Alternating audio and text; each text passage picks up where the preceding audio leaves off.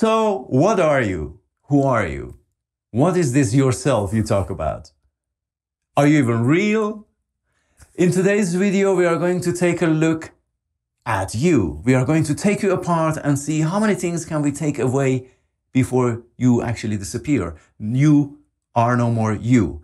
We go to Greece, we visit a 1,000-year-old ship, we might pay a visit to a football stadium, because why not? And at the end, as it's usual here, we might find something surprising and interesting and maybe empowering. So let's get in. Now on the surface, this seems like a very obvious answer that you would give, who you are. Of course, this is me. Of course, this is something that is unmistakable. I know what it is to be me. This might be the only thing I actually know and experience. Me, this me-ness. But where is it? That's what we want to take a look at. Theseus was a mythological hero of Athens. His ship was preserved for 1,000 years. Now, this is a philosophical puzzle, which goes something like this, that this ship, in this 1,000 years, all the part of the ship gradually were repaired, replaced. And in 1,000 years, no original part that was on that ship 1,000 years before was in this ship. Is this still the same ship of Theseus? And to make it even more puzzling, there was this repairsman who kept all of the pieces that were removed from this ship. He kept all of them and in a separate place built the same ship in the same configuration, in the same shape with those original parts. So which one is now the real ship? Which one of these two? Okay, keep thinking about this. We come back to it. The other thing is you. Which parts of your body is you? As we are going to look first at the body. Your body. Is it, if you lost a finger, are you still you? Well, I am sure I am still me. I can lose a hand. What else? Your hair? What about all of your limbs? I think most people would say that they are still themselves. And this is because we assume, of course, that what makes us us is all located in here, in our brains. Is that so? So let's take a look at that. So the brain, let's see, where is this self really located in our brains? Is it the skills we have, the motor skills, or the things that we can do? If we lost our ability to cook, for example, if we lost our ability to play the piano, would we still be ourselves? Well, maybe we could say we lost a part of ourselves, but I think we can imagine pretty well that we are still going to feel the same person. Okay, we cannot play the piano anymore. So that is obviously not it. But what else is there? Now, memories, you might say.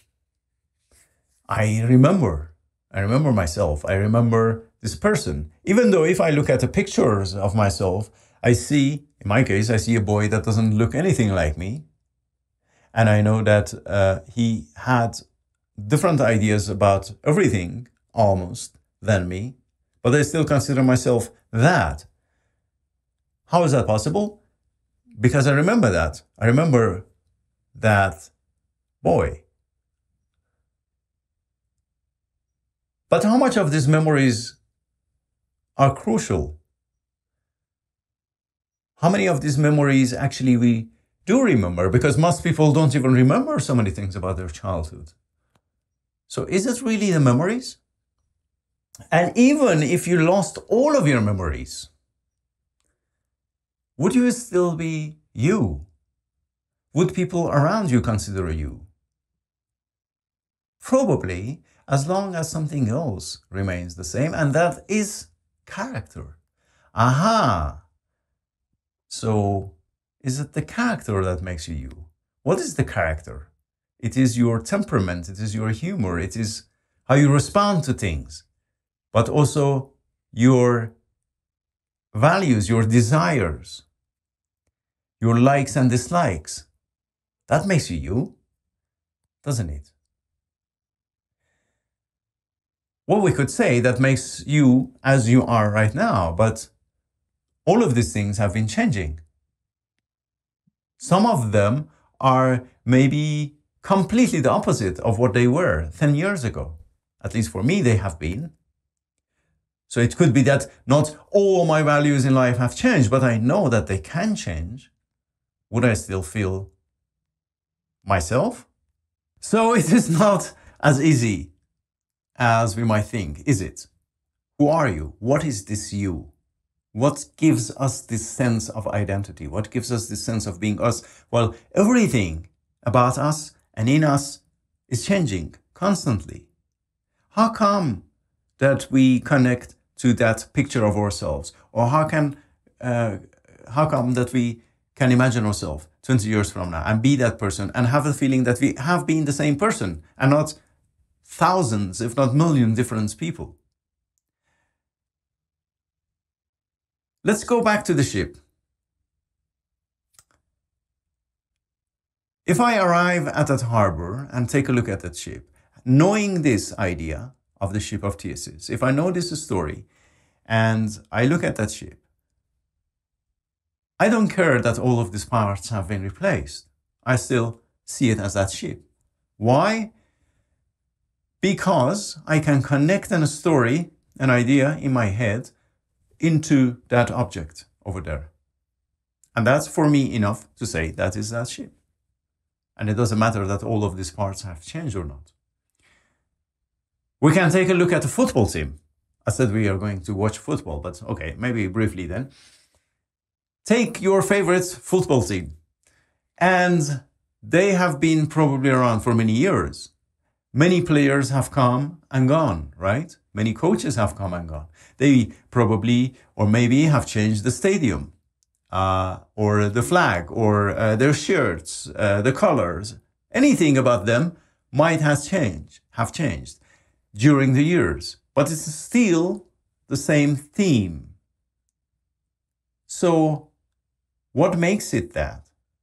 It's the idea about it, right? It's a story we can still tell about it. It is not even its qualities, because it might have been a great team and now it's not so good and otherwise. So can we say that what we call ourselves is really a story that is not even determined by us, but most of its elements are given to us. You know, I'm a man, you're a woman. What is a man? What is it to be a woman? What is human even? Or many other things that we take ourselves to be when we describe ourselves are words and definitions and concepts that are given to us, that we find around us. And so our story is something that makes all of this into a coherent image we call ourselves. And this self is the story that we are experiencing.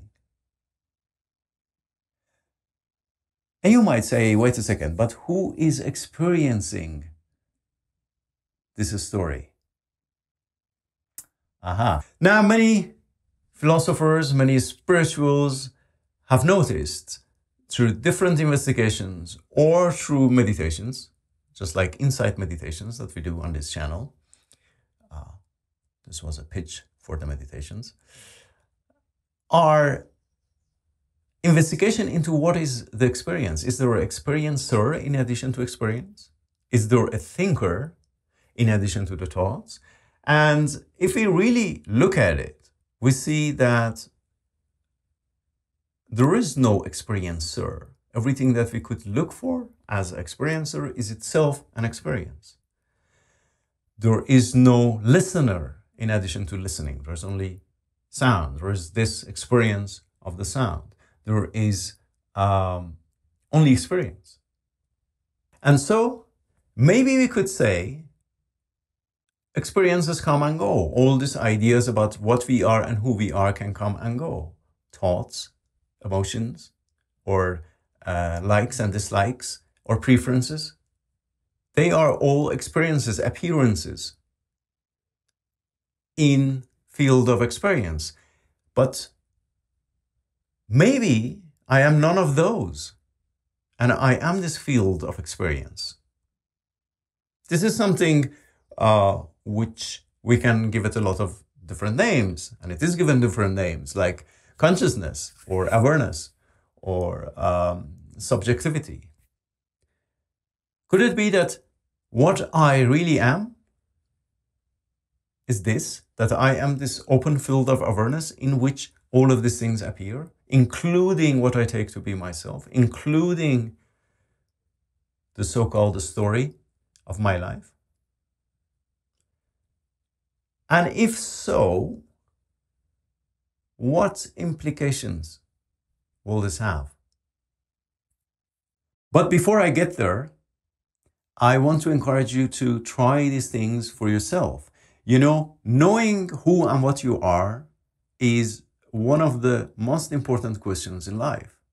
And this is something from philosophy to spirituality to art and science, they will all agree on.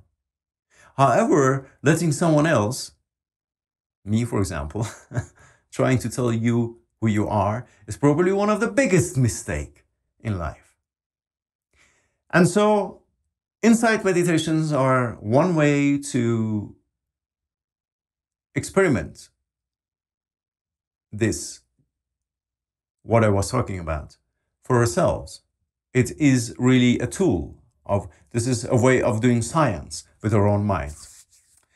And there are going to be many of these videos coming on this channel, which means if you don't want to miss it, find that red button that says subscribe, and